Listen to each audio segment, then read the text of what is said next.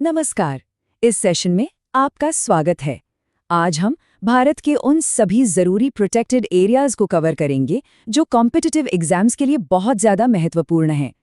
हमारा फोकस हाल की खबरों और ज़रूरी फैक्ट्स पर रहेगा। तो चलिए शुरू करते हैं। तो आज हम क्या क्या कवर करने वाले हैं? देखिए, हमारा स्ट्रक्चर बहुत क्लियर है। सबसे पहले हम प्रमुख टाइगर रिजर्व्स पर फोकस करेंगे, फिर कुछ और रिजर्व्स और नेशनल पार्क्स को देखेंगे। इसके बाद हम वाइल्ड लाइफ सैंक्चुरीज का एक क्विक टूर करेंगे, फिर कुछ जरूरी कॉन्सेप्ट्स को समझेंगे और आखिर में एक मैथ बेस्ड रिवीजन के साथ इस सेशन को पूरा करेंगे। हम टाइगर रिजर्व से शुरू करेंगे। ये एग्जाम के लिहाज से एक बहुत ही ज़रूरी टॉपिक है और हमारी पहली चर्चा होगी उड़ीसा के सिमिलीपाल टाइगर रिजर्व पर। ठीक है, तो सिमिलीपाल टाइगर रिजर्व को समझते हैं।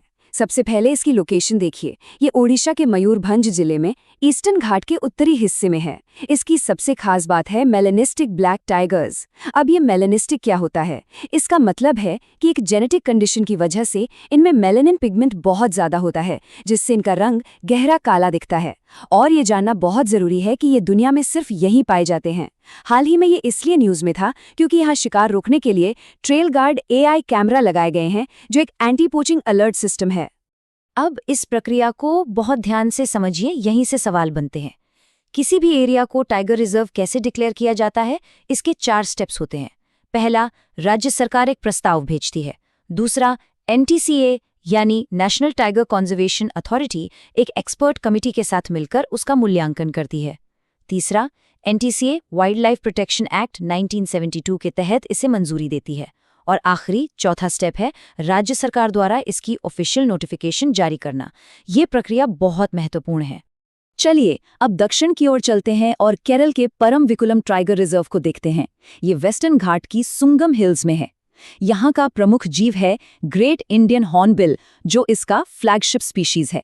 फ्लैगशिप स्पीशीज का मतलब होता है एक ऐसी प्रजाति जो उस क्षेत्र के संरक्षण का प्रतीक होती है। यहाँ का हैबिटेट भी यूनिक है। इसमें व्याल पाए जाते हैं, जिसका मतलब है दलदली घास के मैदान। हाल ही में यहाँ 15 नई प्रजातियों की पहचान की गई है, जिससे इसका महत्व और भी बढ़ जाता है। हमारा अगला पड़ाव है उत्तर प्रदेश का पीलीभीत टाइगर रिजर्व। इसकी लोकेशन देखिए। ये भारत नेपाल सीमा पर तराई आर्क लैंडस्केप में स्थित है। यहाँ का प्रमुख जीव है स्वयं डियर, जिसे बारहसिंघा भी कहते हैं, और ये उत्तर प्रदेश का राजकीय पशु भी है। ये हाल ही में प्रोजेक्ट राइनो री इंट्रोडक्शन के लिए खबरों में था, जिसके तहत यहाँ गैंडों को फिर से बसाया जा रहा है। गोमती नदी का उद्गम भी यहीं से होता है। ये भी एक महत्वपूर्ण फैक्ट है। इस स्लाइड पर विशेष ध्यान दें। ये परीक्षा के लिए अत्यंत महत्वपूर्ण है। पीलीभीत को 2020 में प्रतिष्ठित TX2 अवार्ड मिला। ये अवार्ड बाघों की आबादी को दोगुना करने के लक्ष्य को हासिल करने के लिए दिया जाता है, और पीलीभीत ने ये सिर्फ 4 साल में कर दिखाया। ये एक असाधारण उपलब्धि है। इस पॉइंट से सीधे प्रश्न बन सकता है। चलिए अब अपनी यात्रा को आगे बढ़ाते हैं और भारत के पूर्व, पश्चिम और उत्तर पूर्व के कुछ अन्य महत्वपूर्ण रिजर्व और राष्ट्रीय उद्यानों को कवर करते हैं। सबसे पहले पश्चिम बंगाल में सुंदरबन टाइगर रिजर्व, जो दुनिया का सबसे बड़ा डेल्टा है और यहाँ मैनग्रोव में रहने वाले बाघ पाए जाते हैं। इसके बाद महाराष्ट्र में सह्याद्री टाइगर रिजर्व, जो उत्तरी पश्चिमी घाट में स्थित है। और फिर है कर्नाटक में काली टाइगर रिजर्व। ये समझना महत्वपूर्ण है कि यहाँ का प्रसिद्ध ब्लैक पैंथर कोई अलग प्रजाति नहीं, बल्कि एक मेलानिस्टिक लेपर्ड ही होता है, यानी एक ऐसा तेंदुआ जिसमें मेलेनिन पिगमेंट ज्यादा होता है। वापस केरल चलते हैं, पेरियार टाइगर रिजर्व पर। ये केरल के इडुक्की जिले में इलायची पहाड़ियों यानी कार्डमम हिल्स में स्थित है। यहाँ एक महत्वपूर्ण endemic species lion tailed macaque पाया जाता है। एंडेमिक का मतलब है कि ये प्रजाति प्राकृतिक रूप से केवल इसी सीमित क्षेत्र में पाई जाती है। और एक बहुत ही महत्वपूर्ण पॉइंट यह है कि विवादास्पद मुल्ला पेरियार बांध इसी रिजर्व के अंदर स्थित है। यह तथ्य अक्सर परीक्षाओं में पूछा जाता है। अब आते हैं असम के काजीरंगा नेशनल पार्क पर। ये एक वर्ल्ड हेरिटेज साइट है। काजीरंगा अपने बिग 5 के लिए जाना जाता है। एक सींग वाला गैंडा, बाघ, हाथी, जंगली भैंसा और पूर्वी दलदली हिरण। खास तौर पर दुनिया की 2/3 एक सींग वाले गैंडों की आबादी यहीं पाई जाती है। इसके दक्षिण में कार्बी आंगलोंग पहाड़ियां हैं और ब्रह्मपुत्र नदी इसके उत्तर से बहती है। असम में ही एक और महत्वपूर्ण पार्क है डिब्रू साइखोवा नेशनल पार्क। यह ब्रह्मपुत्र और लोहित नदियों से घिरा हुआ है। यहाँ की एक अनोखी बात है फेरल हॉर्स यानी जंगली घोड़ों की आबादी। ये उन पालतू घोड़ों के वंशज हैं जो अब जंगल में आज़ादी से रहते हैं। लेकिन यह पार्क आजकल मिमोसा जैसी आक्रामक प्रजातियों यानी इन्वेसिव स्पीशीज से एक बड़े खतरे का सामना कर रहा है। अब एक बहुत ही अनोखा राष्ट्रीय उद्यान गिंडी नेशनल पार्क। इसकी खासियत ये है कि ये चेन्नई शहर के अंदर स्थित एक मेट्रोपॉलिटन नेशनल पार्क है। यह शहर के लिए ग्रीन लंग का काम करता है और भारत के सबसे छोटे राष्ट्रीय उद्यानों में से एक है। यहाँ का प्रमुख जीव ब्लैक बक है, जो कि एक एंटीलोप है। अब एक बहुत ही महत्वपूर्ण कॉन्सेप्ट को समझते हैं, जहां अक्सर कंफ्यूजन होता है। डियर और एंटीलोप में क्या अंतर है? डियर यानी हिरण के सींगों को एंटलर्स कहते हैं। ये शाखाओं वाले होते हैं और हर साल झड़कर दोबारा उगते हैं। दूसरी ओर एंटीलोप के सींगों को हॉर्न्स कहते हैं। ये शाखा रहित यानी सिंगल होते हैं और परमानेंट होते हैं। ये एक छोटा लेकिन महत्वपूर्ण अंतर है जिसे याद रखना जरूरी है। अब चलिए कुछ महत्वपूर्ण वन्यजीव अभयारण्यों यानी वाइल्ड लाइफ सेंचुरीज का एक क्विक टूर करते हैं, जो हाल ही में खबरों में रहे हैं। ये एक रैपिड सर्वे होगा।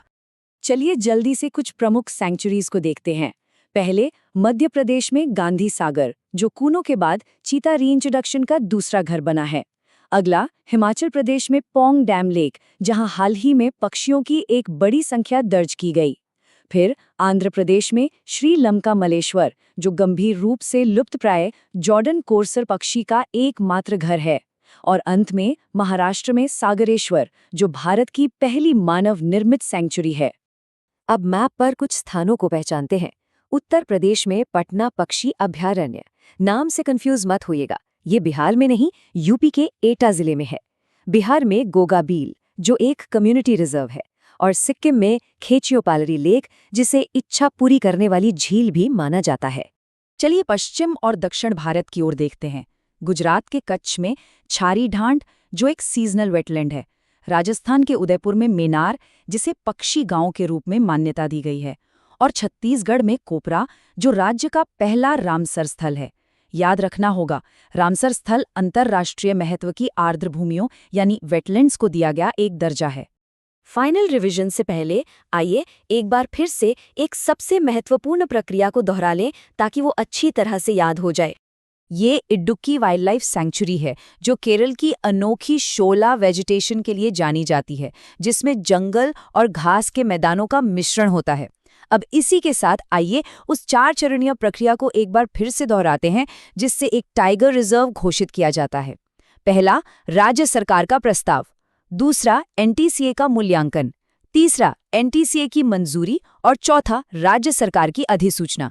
इस प्रक्रिया को बिल्कुल याद कर लीजिए। ये सुनिश्चित करने के लिए कि सभी जानकारी अच्छी तरह से याद हो गई है, चलिए एक ही मैप पर सभी लोकेशंस का एक क्विक और फाइनल रिवीजन करते हैं। तैयार हैं? चलिए शुरू करते हैं। ध्यान केंद्रित करें और मेरे साथ मैप पर चलें। चलिए उत्तर से शुरू करते हैं। हिमाचल प्रदेश में पोंग डैम, उत्तर प्रदेश में पीलीभीत, पूर्व की ओर असम में काजीरंगा, पश्चिम बंगाल में सुंदरबन, ओडिशा में सिमिलीपाल, मध्य में मध्य प्रदेश में गांधी सागर, पश्चिम में गुजरात में छारी ढांड, महाराष्ट्र में सह्याद्री, गोवा में महादेई, कर्नाटक में काली और दक्षिण में केरल में पेरियार, तमिलनाडु में गिंडी और आंध्र प्रदेश में श्रीलंका मल्लेश्वर। ये रिवीजन बहुत महत्वपूर्ण है। अगर आपको ये एक्सप्लेनेशन हेल्पफुल लगा हो और आप सीरियस प्रिपरेशन कर रहे हैं, तो चैनल को लाइक, सब्सक्राइब और शेयर ज़रूर करें। बेल आइकन प्रेस करना ना भूलें, ताकि हर नई वीडियो का नोटिफिकेशन सबसे पहले आप तक पहुंच सके। मिलते हैं नेक्स्ट सेशन में। धन्यवाद।